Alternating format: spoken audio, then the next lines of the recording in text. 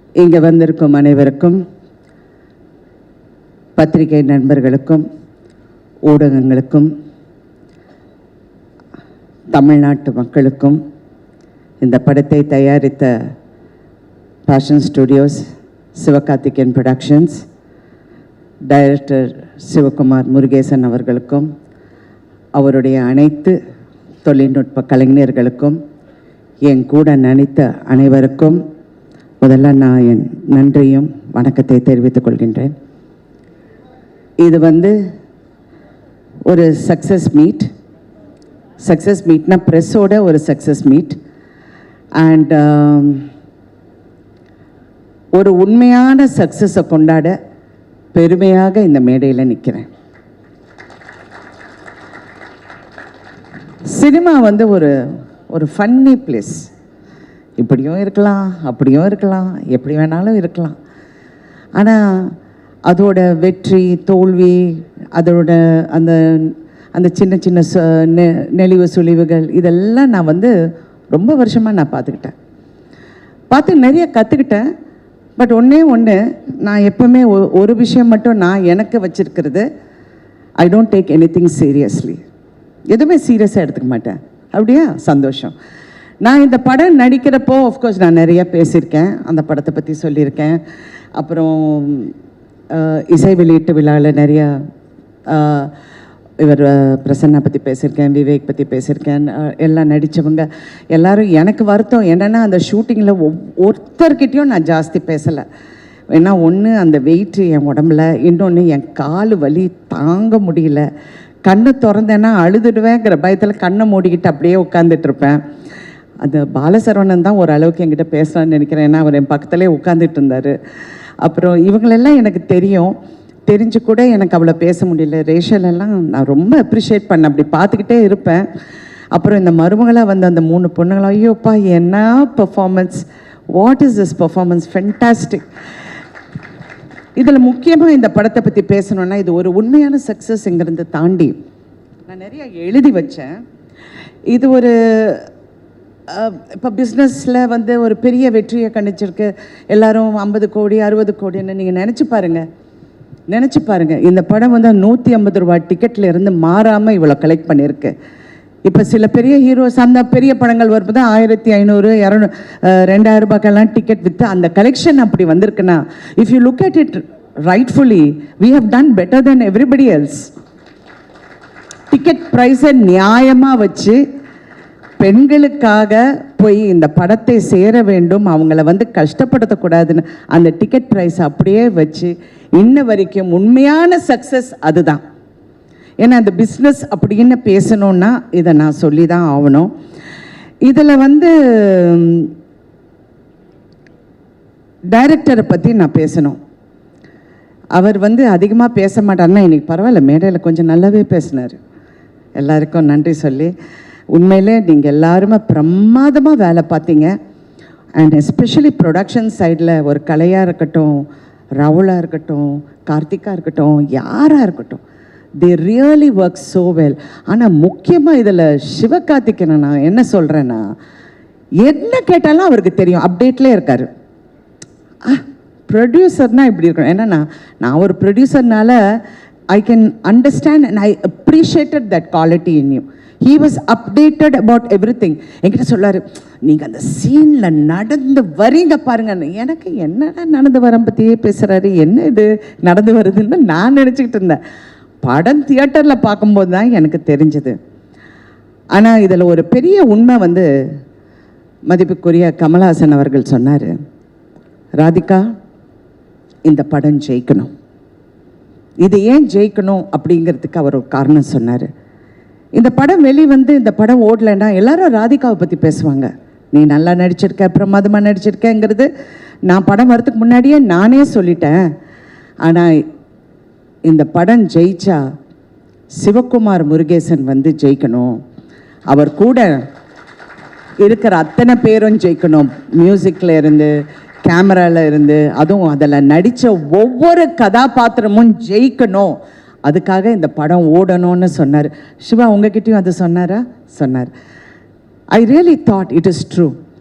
ஏன்னா ஒரு காலகட்டத்திலையும் ஒரு டைரக்டர் வந்து சினிமாவை மாற்றுவாங்க. ஒரு மதிப்புக்குரிய ஸ்ரீதர் அவர்கள் வந்தார், பாலச்சந்தர் சார் அவர்கள் வந்தார், அப்புறம் பாரதி ராஜா, என் குரு பாரதி ராஜா அவர்கள் வந்தார். எல்லாரும் சொன்னார் பாரதி ராஜா போல் அவர்னு. பாரதி ராஜா அவர்களுக்கு ஒரு தனி பாணி. ஆனால் Sivakumar is going to create அவருடைய தனி பாணி. அதிகம் பேச மாட்டேன். நான் நினைப்பேன், இந்த சின்ன பையனுக்கு எப்படி இவ்வளோ ஒரு தாட் ப்ராசஸ் இருக்குது அப்படின்னு. நான் அடிக்கடி யூஸ்வலி நான் ஸ்டடி ரொம்ப அது இன்ன வரைக்கும் எனக்கு அது ஒரு ஃபேசினேஷனாகவே இருக்குது. எப்படி வந்து, ஏன்னா நான் ஒவ்வொரு முறை அந்த தியேட்டரில் நின்று படம் பார்க்கும்போது பெண்கள் ஐடென்டிஃபை பண்ணுறாங்க. ஒவ்வொரு பெண்ணை எவ்வளோ சந்தோஷமாக இருக்குது தெரியுங்களா? தியேட்டருக்காரங்க எல்லாம் எவ்வளோ சந்தோஷப்படுறாங்க.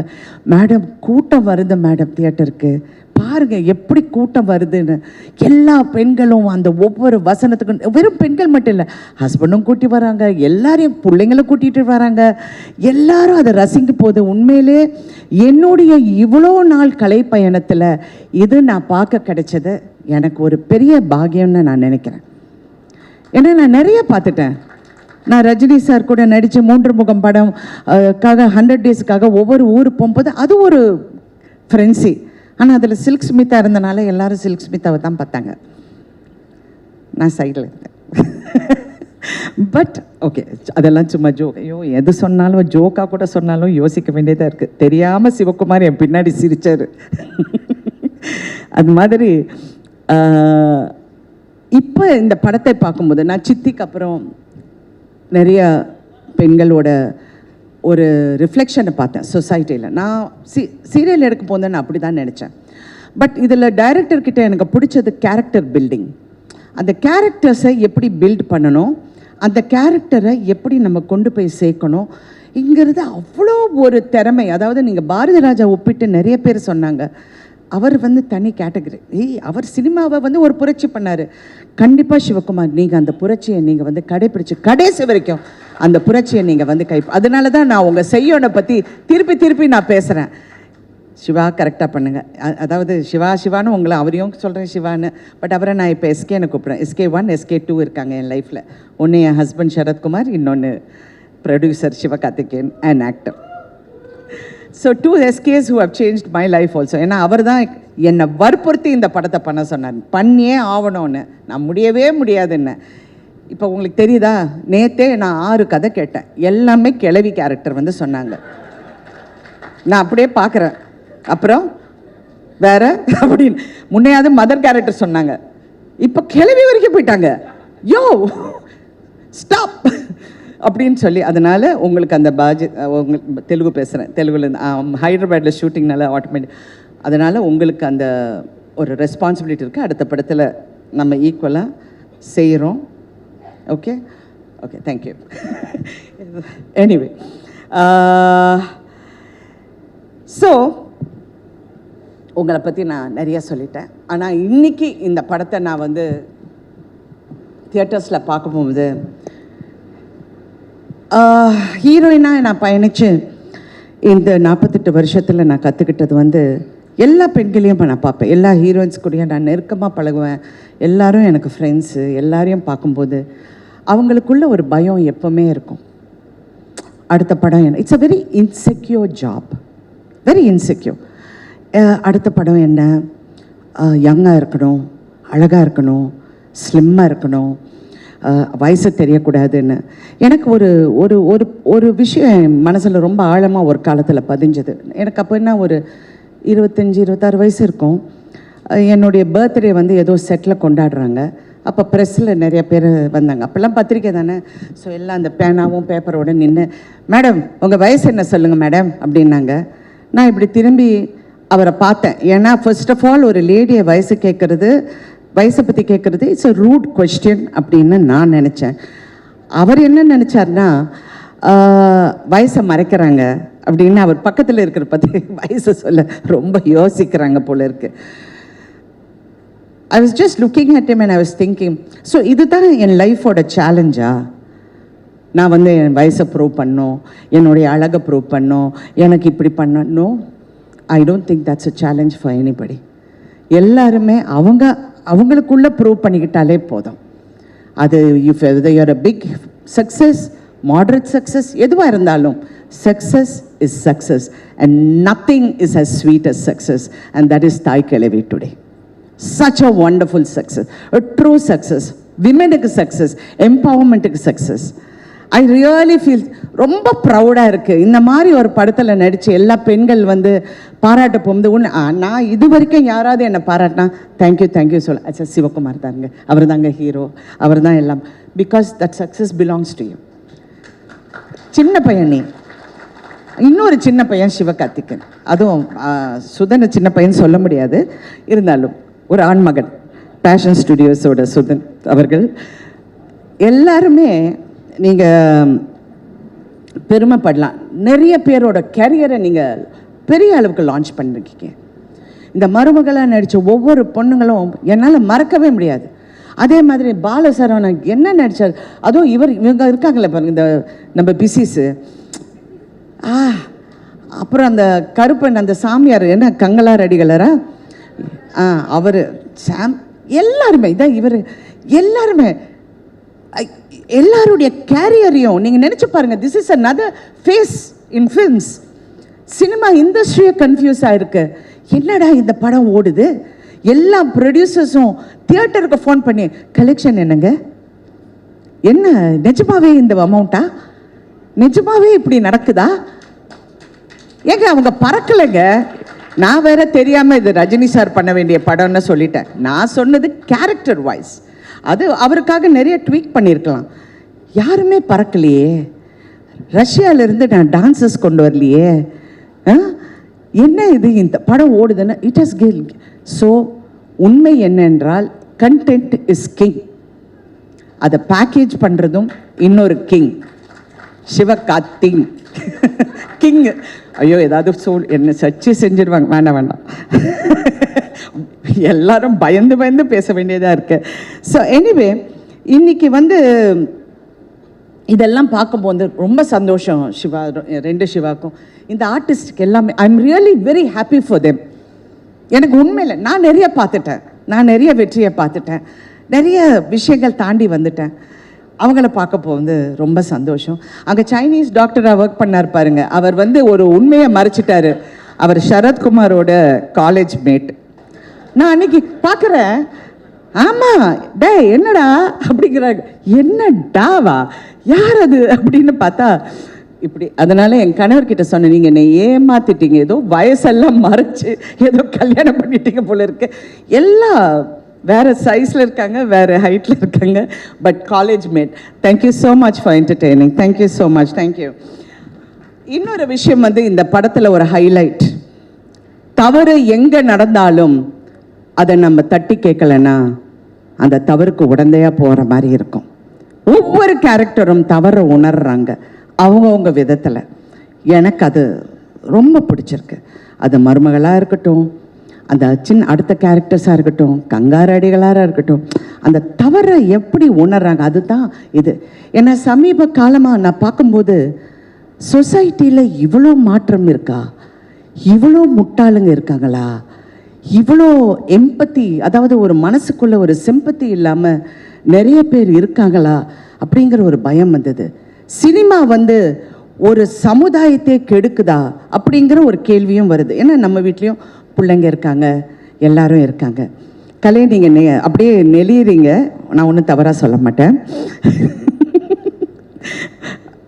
பட் எனக்கு அந்த ஒரு அச்சம் எப்பவுமே இருந்தது. ஆனால் இந்த படத்தை பார்க்க போகும்போது பெண்களின் குரலை கேட்கும் ஆண்கள், அந்த குரலை நல்ல உறக்க சொல்ற இளம் ஆண்கள் இருக்கும்போது இந்த சமுதாயம் என்னைக்குமே கெடாது. It is a truth. ஏன்னா பயமா இருக்கு ஒவ்வொரு பேசுறது, சில பிள்ளைங்க பேசுறத பார்த்தா எனக்கு வயிறெல்லாம் ஐயோ இவங்கெல்லாம் வீட்டில் போய் எப்படி இருக்காங்க அந்த மாதிரியெல்லாம் நினைக்க தோணுது. But no. So press also has to be responsible. இந்த மாதிரி நல்ல விஷயங்கள் இன்னும் எடுத்து காட்டினா ஐம் ரியலி இது நாளைக்கு உங்கள் பிள்ளைங்களுக்கு, நாளைக்கு வர சமுதாயத்துக்கு இது ஒரு பெரிய ஒரு எடுத்துக்காட்டாக இருக்கும். இன்னொரு விஷயம் வந்து இந்த படத்தில் வந்து நிறைய எம்பவர்மெண்ட் பற்றி பேசியிருக்கோம். ஆனால் உண்மையான எம்பவர்மெண்ட் தயவு செஞ்சு எல்லா பெண்களும் அதை நம்புகிறாங்க, நம்பி ஆகணும். சினிமாவில் நிறைய பெண்கள் வந்து போராடுறாங்க, ஜெயிச்சாகணும். ஆனால் நான் இந்த வகையில் நான் எங்கே எம்பவர் ஆனேன்னா, இந்த படம் ஒத்துக்கு போகும்போது சுதன் என்கிட்ட பேசிகிட்டு இருந்தார். நான் சொன்னேன், எல்லா ஹீரோஸுக்கும் நீங்கள் சம்பளம் கொடுக்குறீங்க சரியா, ஏன் ஹீரோயின்ஸுக்கு சம்பளம் கொடுக்க மாட்டேன்றீங்க அப்படின்னு வந்தது. சுதன் சிரிக்கிறாரு. சிவகார்த்திகேயன் அப்படி நல்ல பையன் மாதிரி உட்காந்துட்ருக்காரு. ஆனால் இது கேட்ட உடனே I have to thank both of you. First time Tamil இண்டஸ்ட்ரியில் ஒரு ஹீரோயினுக்கு ஷேரில் உங்கள் சம்பளம் வந்து இருக்குது அப்படின்னு சொல்லி ஒப்பிட்ட முதல் தயாரிப்பாளர்களின் பெருமை உங்களுக்கு தான் சரி. இது வரைக்கும் ஐ don't think any heroine has got done it. அதில் நான் அந்த பெருமை எனக்கு வந்து அது சார்ந்தது. And not only that, it is a good example for the industry. It is a good encouragement for women. ஏன்னா எம்பவர்மெண்ட் வெறும் நீங்கள் வந்து பேசி பிரயோஜனம் இல்லை, அது செயல்பாட்டிலையும் காமிச்ச இந்த தயாரிப்பாளர்களுக்கு நான் பெண்களின் சார்பாக நன்றி, அதுவும் நடிகைகளின் சார்பாக நான் நன்றி சொல்ல கடமைப்பட்டிருக்கேன். ஸோ தே செட் எஸ், ஷேரில் வர உங்களுக்கு ஒரு பர்சன்டேஜ் இஸ் யோர்ஸ். அதாவது மினிமம் எனக்கு பே பண்ணியாச்சு, எல்லாம் கிளியராக பண்ணிட்டாங்க. இருந்தாலும் ஷேரில் சொன்னோன்னே ஐ எம் வெரி ஹாப்பி. ஏன்னா படம் ஓட ஓட இன்னும் happy. It's not for the money, it's really not for the money, it is for that feeling of being yes we can do it, believe in yourself. I love that. I want that for everyone to go for it, you know, to feel that yes, நம்ம கஷ்டப்பட்டு உழைச்சா அந்த உழைப்புக்கு கண்டிப்பாக வெற்றி இருக்கும். அதுவும் இந்த படம் வெற்றி வந்து இன்னும் அதை ஊக்கப்படுத்துங்கிற இதில் அந்த நம்பிக்கையில் நம்ம எல்லாரும் இருக்கோம். இன்னொன்று, நான் ரொம்ப நேரம் பேசுவேன், பட் இருந்தாக்குள்ள வேண்டாம், கொஞ்சம் கஷ்டம் பண்ணிடுறேன். Thank you so much once again to each and every one. இந்த படத்தில் கான்ட்ரிபியூட் பண்ண எல்லாருக்கும் நான் நன்றி சொல்ல கடமைப்பட்டிருக்கேன். 2 குழந்தைங்க வச்சுக்கிட்டு என் பொண்டாட்டி வந்து எவ்வளோ கஷ்டப்பட்டாங்கன்னு அந்த மாதிரி உணர்ற எல்லா ஆண்களுக்கும் வெற்றி நிச்சயம். மனைவியும் பிள்ளைங்களும் என்னைக்குமே நீங்க மறக்கக்கூடாது. இந்த மாதிரி பெண்கள் இருக்கிற வரைக்கும் சமுதாயம் கெட்டு போகாதுங்கிற மறுபடியும் கூறி thank you so much once again. And நான் வந்து அடுத்தது என்னுடைய இளம் தயாரிப்பாளர் சிவகார்த்திகேயன் அவர்கள் பேச போறாரு. மேம் அடியே மேம், பவுனுத்தாயோட கணவர் மிஸ்டர் வேலுச்சாமி படத்துல போட்டோல மட்டுமே பயங்கரமா நடிச்சிட்டு, மேம் உங்களுக்கு யாருன்னு தெரியல நிஜமா சார்? இந்த அம்மா என் காது பக்கத்தில் உங்க வீட்டுக்கார சொன்ன, யோ ஏற்கனவே பிரஸ்ல தப்பா என்னை பத்தி எழுதுறாங்க, கணக்கு தப்பா எழுதுறாங்க, இது வேற இது யாரு? ஐயா ரொம்ப நன்றி நீங்க வந்ததுக்கு. மேம் உண்மையாவே சர்ப்ரைஸ் ஆயிட்டாங்க. Thank you so much. வாங்க ஐயா, நன்றியா.